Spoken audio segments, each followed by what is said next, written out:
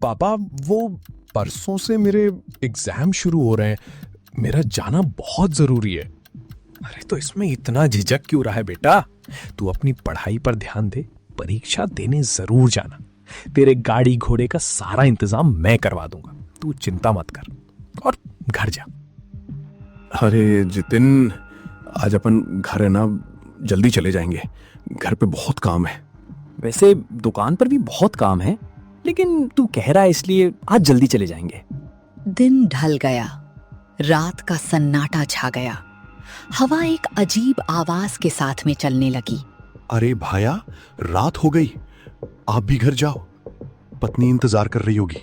सुरेश, तुम नए हो गांव में, मेरी तो आदत है लेट जाने की। तुम जाओ, मैं आ जाऊंगा। सुरेश के जाते ही सेठ भी घर निकल पड़ा।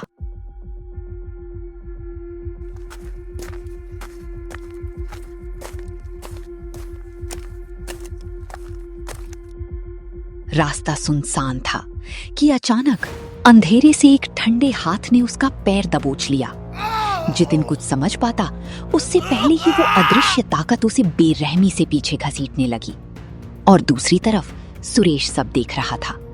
सुरेश की धड़कन तेज हो गई। वो दौड़ के जितिन के घर पर गया। अरे जितिन, सेठ को वहां पर कोई अदृश्य ताकत घसीट के ले जा रहा है। ये सुनते ही विराम और जितिन के होश उड़ गए। वो बदहवास होकर उस सुनसान जगह की तरफ भागे, पर वहां पहुंचते ही उसके पैर थम गए। वहां सेठ का दूर दूर तक कोई नामो निशान नहीं था। सेठ जी, आप कहाँ हो? मेरी आवाज आ रही है आपको? वो आत्मा मुझे दिखी नहीं, लेकिन जिस प्रकार से वो उसे ले जा रही थी, लग रहा था कि वो हमारे गांव की ही वो खतरनाक आत्मा है। आत्मा का नाम सुनते ही सबके खून जम गए। सन्नाटा ऐसा छा गया कि सबकी निगाहें सुरेश पर टिक गईं। हर कोई अंदर से कांप रहा था और बस एक ही भयानक सच सोच रहा था कि आखिर ये क्या हो गया। अब हमारे गांव के समय ने पुनः जन्म लिया है, तुम्हारे गांव में 100 साल बाद। क्या हुआ तुम्हारा गांव में? और तुम किस समय की बात कर रहे हो? हमारे गांव में भी ठीक यही तबाही आई थी, पर सही समय पर इलाज ना मिलने से सब खत्म हो गया। और अब वही भयानक मौत तुम्हारे गांव में भी आ चुकी है। पर सुरेश, आखिर सही समय पर इलाज क्यों नहीं हो पाया? सिर्फ एक इंसान की वजह से, जिसने उस वक्त भूत पुलिस को बुलाने से साफ मना कर दिया था, मतलब तांत्रिक को। सुरेश, तुम अभी नए हो, शायद इसलिए तुम्हें अंदाजा नहीं है। हमारा गांव पवित्र है, यहां किसी तांत्रिक या ढोंगी की जरूरत नहीं है। अपनी सलाह अपने पास ही रखो, हम ये केस असली पुलिस को देंगे।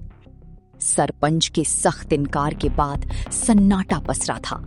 हर नजर में शक और हर जहन में सवाल था। और वो तन्हाई में सरपंच अपने घर की ओर बढ़ रहा था।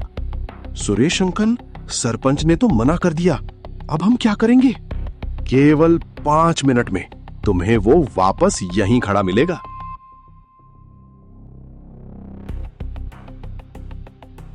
मैं सही तो कह रहा हूं, हमारा गांव पवित्र है। सरपंच अपनी बात कहते हुए आगे बढ़ ही रहा था कि अचानक पास के बरगद के पेड़ से एक अजीब सी आवाज सुनाई दी।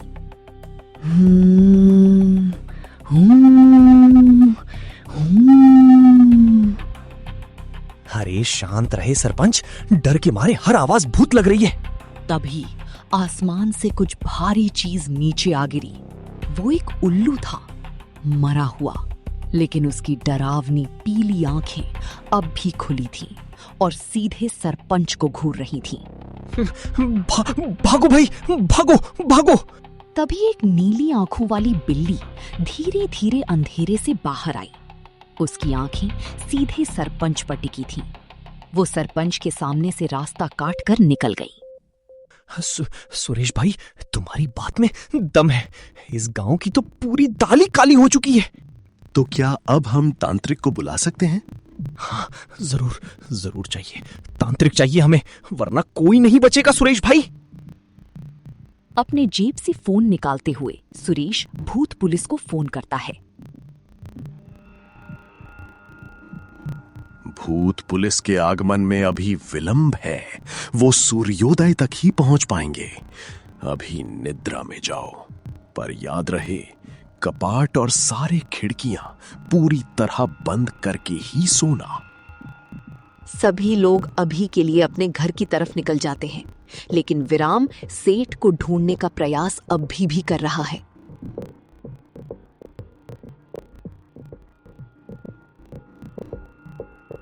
अरे ये फोन किसका है? इस पे तो लॉक लगा हुआ है, मैं खोल भी नहीं सकता। विराम फोन देखकर चिंतन में आ गया। विराम फिलहाल के लिए वो फोन अपने पास रखता है और घर की ओर लौट जाता है।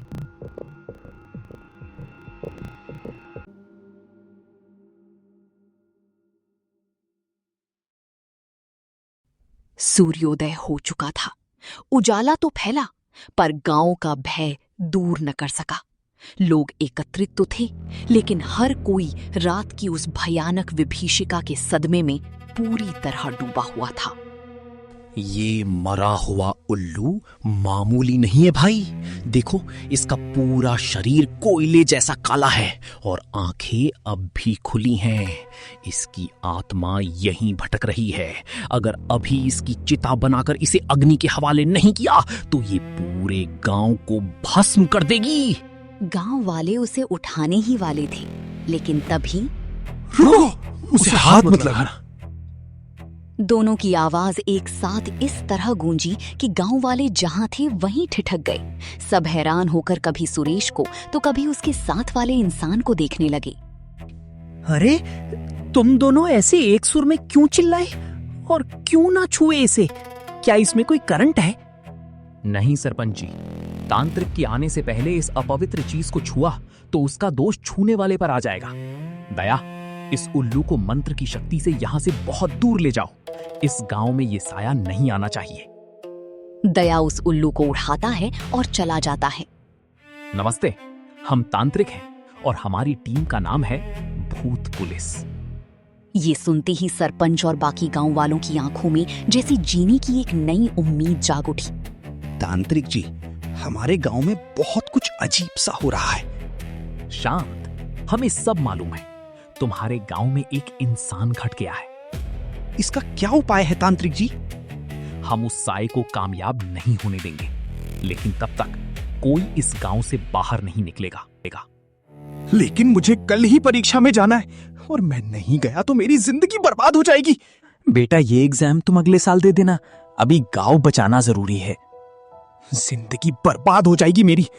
पर आप लोगों को क्या, अपनी कायरता के पीछे छुपकर जी रहे हो सब।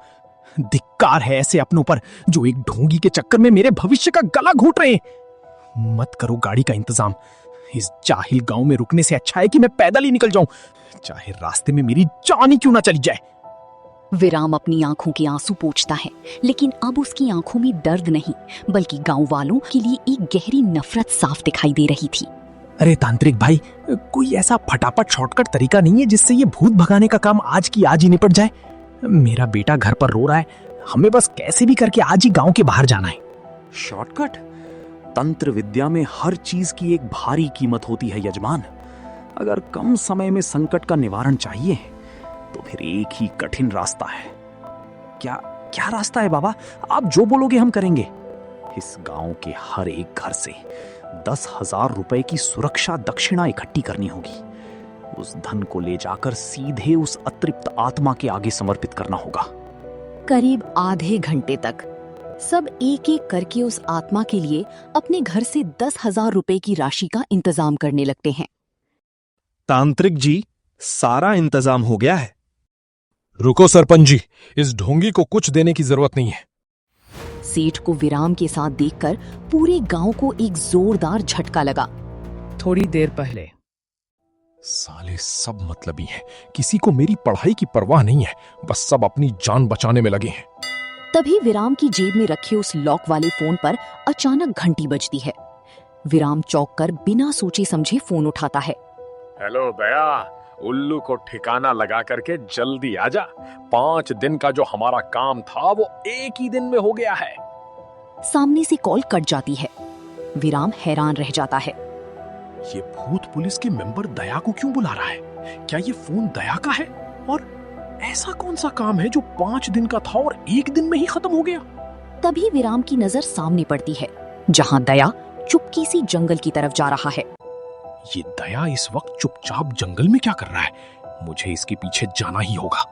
विराम दबे पांव उसका पीछा करता है, लेकिन तभी जंगल में हवा का एक ऐसा तेज और खौफनाक झोंका आता है कि चारों तरफ सूखी पत्तियां और धूल उड़ने लगती हैं।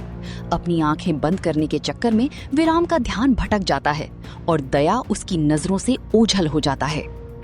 धत तेरे की, ये दया इतनी जल्दी किधर आंखों से ओझल हो गया? अभी तो यहीं था।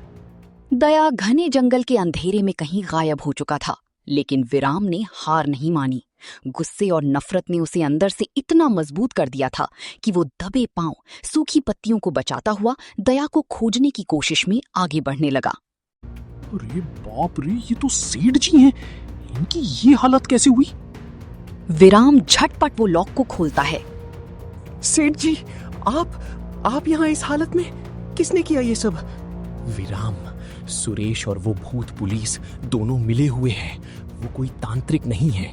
उनका वो आसमान से उल्लू गिराना, पूरे गांव को डराना, ये सब उन पाखंडियों की एक सोची समझी साजिश है। वो इस गांव को पूरी तरह लूटने आए हैं और उनका प्लान था ये काम 5 दिन में करने का। क्या साजिश? लेकिन वो तो गांव वालों से। हाँ विराम, उन्होंने मुझे यहाँ इसीलिए कैद कर रखा है ताकि गांव में भूत का खौफ बना रहे। वो आज ही गांव से लाखों रुपए समेट कर भागने वाले हैं। उन्हें रोकना होगा विराम। पकड़ो इन पाखंडियों को। ये सुरेश और इसकी भूत पुलिस कोई तांत्रिक नहीं बल्कि ढोंगी लुटेरे हैं। इन्होंने ही मुझे किडनैप किया था। गांव वाले गुस्से में सुरेश और अभिजीत को घेर लेते हैं और पुलिस को फोन लगा देते हैं। सरपंच और जितिन रोते हुए विराम के पास आते हैं। बेटा, आज तूने पूरे गांव को लुटने से बचा लिया। हमें माफ कर दे जो हम अंधविश्वास में तेरी जिंदगी बर्बाद कर रहे थे। गाड़ी तैयार है, तो तुरंत शहर निकल और अपनी परीक्षा दे। परीक्षा भी दूंगा और पास होकर भी दिखाऊंगा, क्योंकि जहां सच का उजाला हो वहां अंधविश्वास का भूत कभी नहीं टिक सकता।